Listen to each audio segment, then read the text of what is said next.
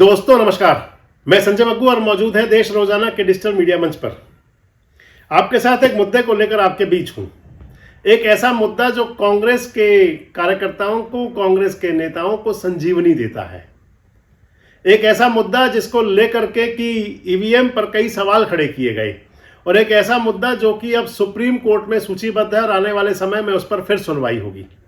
मैं आपसे बात कर रहा हूं हरियाणा के पूर्व मंत्री करण सिंह दलाल की एक याचिका जो उन्होंने सुप्रीम कोर्ट में लगाई थी, जिस पर अभी 3 दिन पहले सुनवाई हुई। दरअसल आपसे उस दिन बात नहीं कर पाया। उस मामले में अब 11 फरवरी की डेट लगी है। मैं आपको बताता चलूं कि सुप्रीम कोर्ट की लोकसभा चुनाव से पहले एक रूलिंग थी। सुप्रीम कोर्ट के जो आजकल चीफ जस्टिस हैं, उस समय जस्टिस हुआ करते थे जस्टिस संजीव खन्ना, और उनके साथ में दीपांकर दत्ता, इनकी बेंच ने एक फैसला दिया था।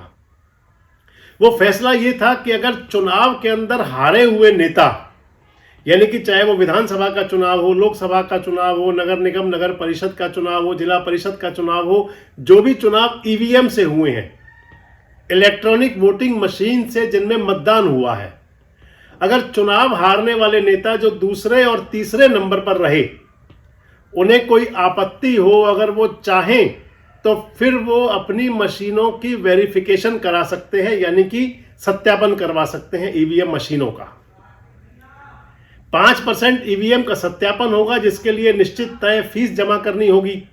चुनाव आयुक्त, चुनाव अधिकारी और चुनाव आयोग से जुड़े हुए लोग उन ईवीएम मशीनों का वेरिफिकेशन कराएंगे, सत्यापन कराएंगे। सत्यापन की एक भूमिका आपने देखी होगी पिछले दिनों विधानसभा चुनाव रानिया को लेकर के, जो अर्जुन चौटाला विधायक बने और सर्वमित्र काम्बोज वहां से चुनाव हारे थे। वहां पर भी सत्यापन को लेकर के जो त्रुटिपूर्ण बताया गया, दोषपूर्ण बताया गया, वो मामला भी सुप्रीम कोर्ट गया हुआ है। इधर करण सिंह दलाल ने याचिका डाली थी। करण सिंह दलाल ने सुप्रीम कोर्ट में कहा था कि चुनाव आयोग आपके द्वारा जो निर्देश जारी हुआ, सुप्रीम कोर्ट द्वारा जो निर्देश जारी हुआ, उस मामले को लेकर के कहीं चुनाव आयोग पूरी तरह से उस आदेश की पालना नहीं कर रहा। दरअसल सुप्रीम कोर्ट में अंदर एक अपील दायर हुई थी लोकसभा चुनाव से पहले। उस अपील को दायर किया था एसोसिएशन ऑफ डेमोक्रेटिक फॉर्म्स, यानी कि एडीआर ने। एडीआर ने चुनाव आयोग के साथ में, यानी कि परिवाद दायर किया था, और एडीआर की उस याचिका पर सुप्रीम कोर्ट ने फैसला दिया था। सुप्रीम कोर्ट ने, जो मैंने आपको बताया, कहा था कि 5% ईवीएम का सत्यापन कराया जा सकता है। जो सत्यापन होगा वो 5 आधार पर होगा, यानी कि बैलेट पेपर जो अपलोडिंग मशीन है उस पर होगा, इसके साथ साथ बैटरी का होगा, वीपीयू का होगा, सीपीयू का होगा, इन सब का, और वीवीपैट का होगा।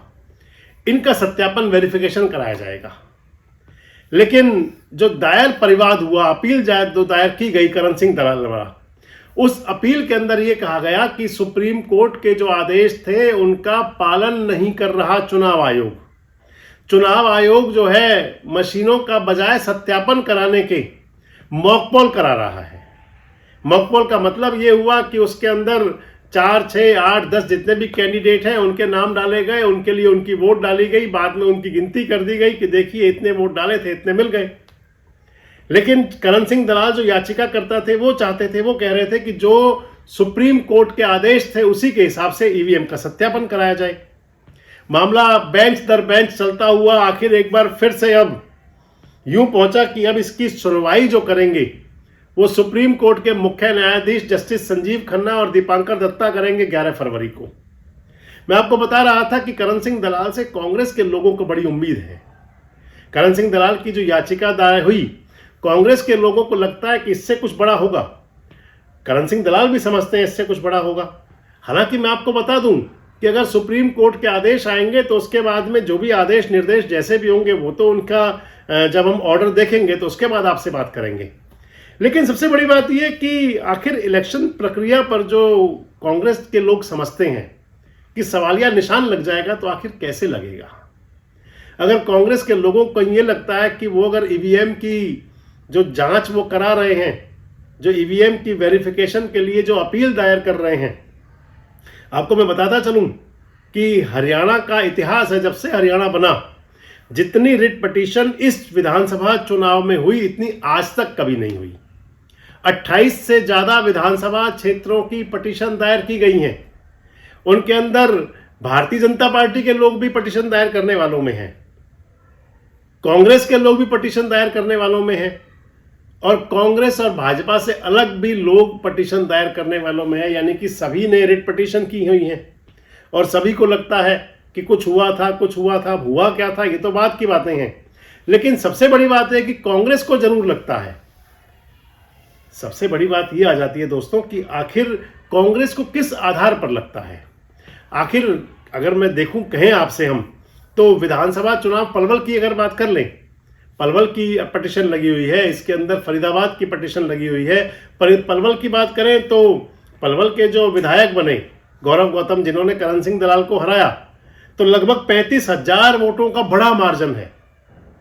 अगर फरीदाबाद की बात करते हैं, जहां लखन सिंगला ने पिटीशन दायर की हुई है, तो वहां विपुल गोयल ने लखन सिंगला को, जो भाजपा के नेता, सरकार के वजीर, भाजपा के कैंडिडेट थे, जो विपुल गोयल ने कांग्रेस के कैंडिडेट लखन सिंगला को बहुत बड़े अंतर से चुनाव हराया था। इस आधार पर क्या ऐसा लगता नहीं कि ये जो रिट पिटीशंस वगैरह हैं सब कुछ, क्या ये आत्मसंतुष्टि के लिए हैं, और या फिर इनके अंदर कांग्रेस जनों को लगता है कि इनसे उनको ऑक्सीजन मिलेगी। अगर ईवीएम की बात अगर की जाए तो ईवीएम पर सवालिया निशान तो लंबे समय से लगते रहे, लेकिन आपको वो भी ध्यान होगा जब चुनाव आयोग ने कहा था कि अगर कोई ऐसा लगता है तो सामने आकर के बताएं कि कैसे ईवीएम हैक हो सकती है। लेकिन अब एक बार फिर से ये बड़े सवाल बन गए हैं। 11 फरवरी को जब सुनवाई होगी सुप्रीम कोर्ट के अंदर, उसका आदेश क्या आएगा, आदेश का अवलोकन होने के बाद ही कुछ बात की जा पाएगी। लेकिन बहरहाल तो ये कह सकते हैं कि कांग्रेस जनों को, हरियाणा कांग्रेस के और इसके अलावा पूरे देश में शायद कांग्रेस के नेताओं, कार्यकर्ताओं, बड़े कांग्रेसियों को ये लगता है कि करण सिंह दलाल की जो पिटीशन है कोई बड़ी ऑक्सीजन का काम कर सकती है। आपको क्या लगता है कि आखिर क्या ईवीएम के अंदर किसी प्रकार का कोई खेल होता है? क्या आपको लगता है कि अगर ईवीएम के अंदर कोई बात है तो फिर जब चुनाव आयोग ने कहा था कि ईवीएम हैक करके दिखाओ तो सामने कोई क्यों नहीं आया? और आपको क्या लगता है कि क्या सुप्रीम कोर्ट में सुनवाई के बाद कोई बड़ा बदलाव हो सकता है? कमेंट बॉक्स में जरूर बताएं। जुड़े रहें हमारे साथ, देखते रहें देश रोजाना। हमारे साथ जुड़े रहने के लिए सब्सक्राइब करें देश रोजाना के YouTube चैनल को और नई वीडियो की नोटिफिकेशन पाने के लिए बेल आइकन जरूर दबाएं। अगर आप ये वीडियो Facebook या Instagram पर देख रहे हैं तो पेज को लाइक और फॉलो जरूर करें और ज्यादा से ज्यादा शेयर करें।